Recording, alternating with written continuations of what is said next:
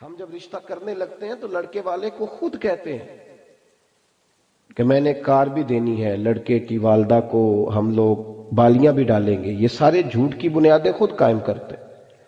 کسی کے گھر سے لا کے جب ہم صوفے سجاتے ہیں تو ہم جھوٹ بول رہے ہوتے ہیں. جب کسی کے برتن لا کے اپنے گھر میں استعمال کر رہے ہوتے ہیں تو ہم دوسروں کو وہ دکھا رہے ہوتے ہیں جو ہم ہیں نہیں.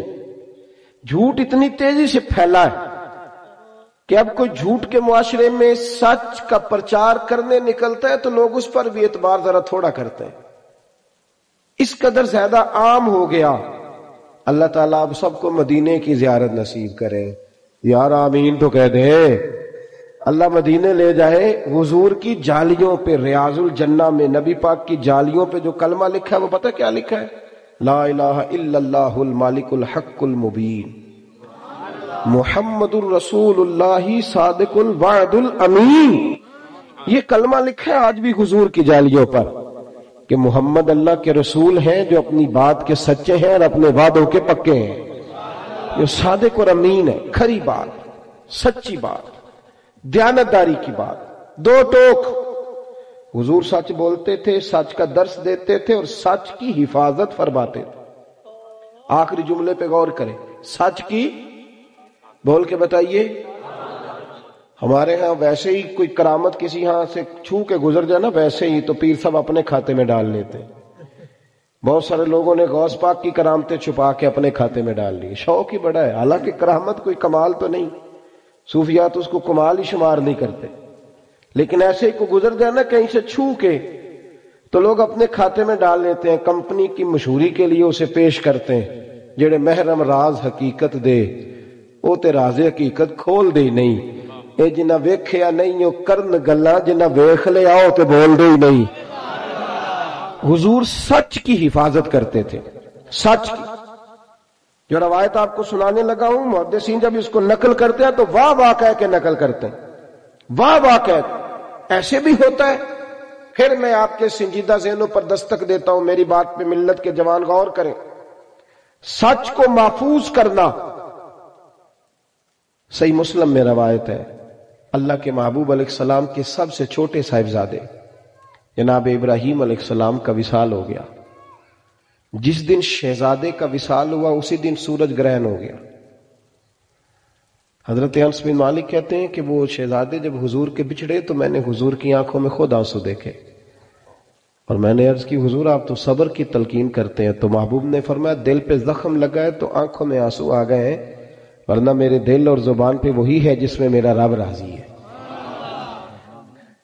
اتنی تکلیف ہے حضور کو. آپ کو پتہ ہے باپ کا جنازہ پڑھنا آسان ہوتا ہے، بیٹے کا جنازہ اٹھانا بڑا مشکل کام ہے. کمر جھک جاتی ہے آدمی. شہزادے وصال کر گئے. وہ دن کتنا مشکل دن ہوگا جب محبوب کریم علیہ السلام نے اپنے شہزادے کو اپنے دست مبارک سے دفن کیا. سورج گرہن ہو گیا.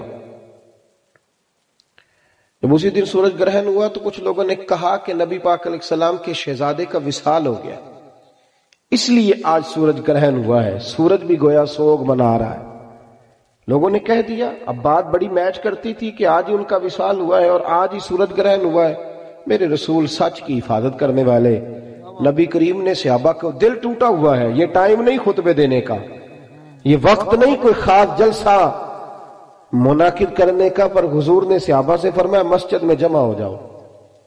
جب لوگ مسجد میں جمع ہوئے تو حضور منبر پہ بیٹھے اور بیٹھ کے فرمایا بھائی جب سورج کو گرہن ہوتا ہے نا تو وہ استغفار کا وقت ہوتا ہے، وہ نماز کا وقت ہوتا ہے، وہ توبہ کا وقت ہوتا ہے.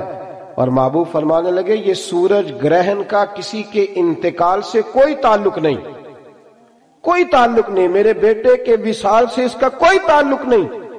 فرمایا سچ بولا کرو اور سچ کی بات ہی آگے پہنچایا کرو.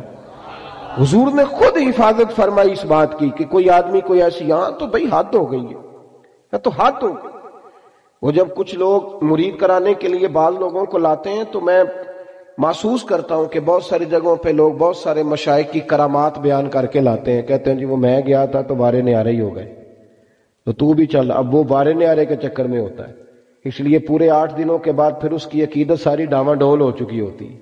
پھر وہ کبھی ادھر نکلتا ہے کبھی ادھر نکلتا ہے. تو نے تو کہا تھا کہ تیری دکان پہ راشی ختم نہیں ہوگا، تو حال برا ہو گیا. تو کیوں ہم ان چیزوں کا سہارا لیتے ہیں جن میں اعتماد کمزور ہو؟ کھری بات، سچی بات، دو ٹوک بات.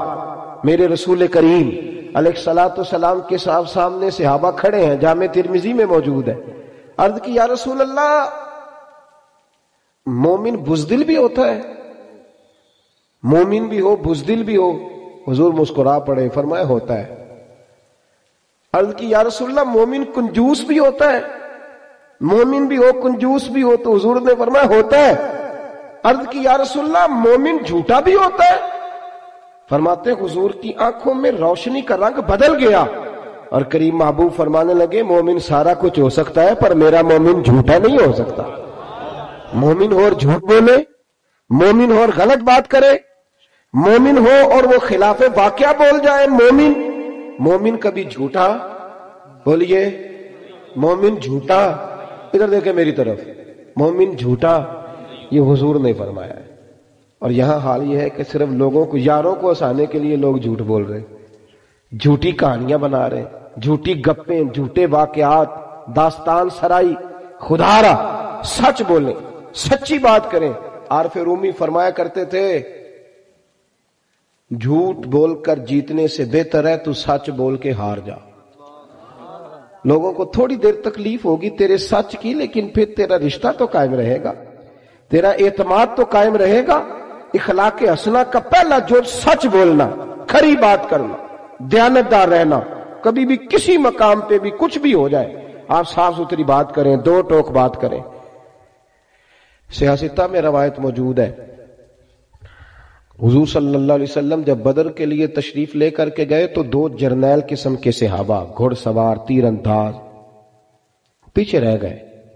ان کو بعد میں پتا چلا کہ وہاں تو یہ تو گئے تھے نا ایک قافلے کے لیے، لیکن وہاں جنگ کا ماحول بن گیا. تو بعد میں خبر آئی کہ وہاں تو پوزیشن جنگ کی بن گئی.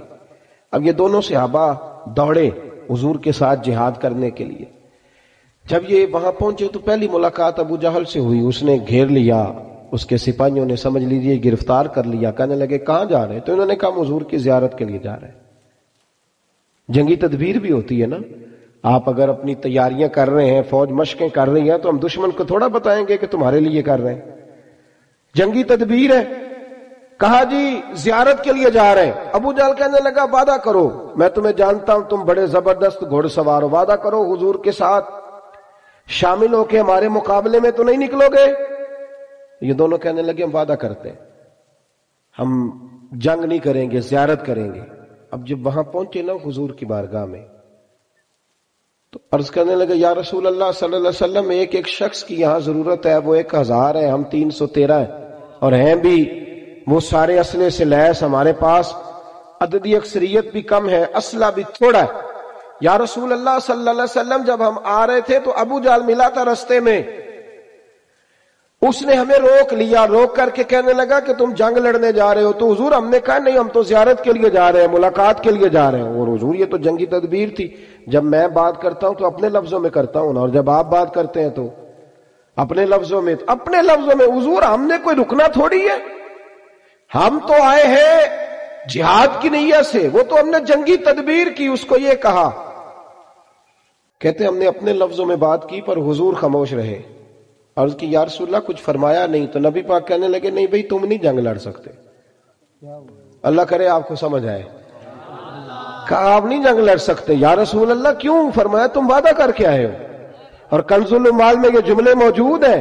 ایک صحابی نے کہا حضور وعدہ تو کافر کے ساتھ کیا ہے. تو محبوب فرمانے لگے خاموش ہو جاؤ، وعدہ کافر سے کیا ہے، کیا تو ایک مومن نے ہے نا، اور مومن کبھی جھوٹا.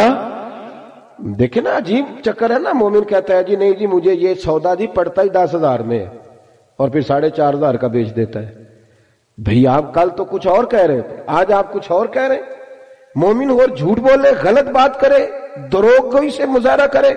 اور اس قدر زیادہ اب تو لوگوں نے جھوٹ بولنے کا طریقہ سیکھا ہے، نام بدلا ہے. کہتے ہیں جی میں نے بہانہ کر دیا تھا.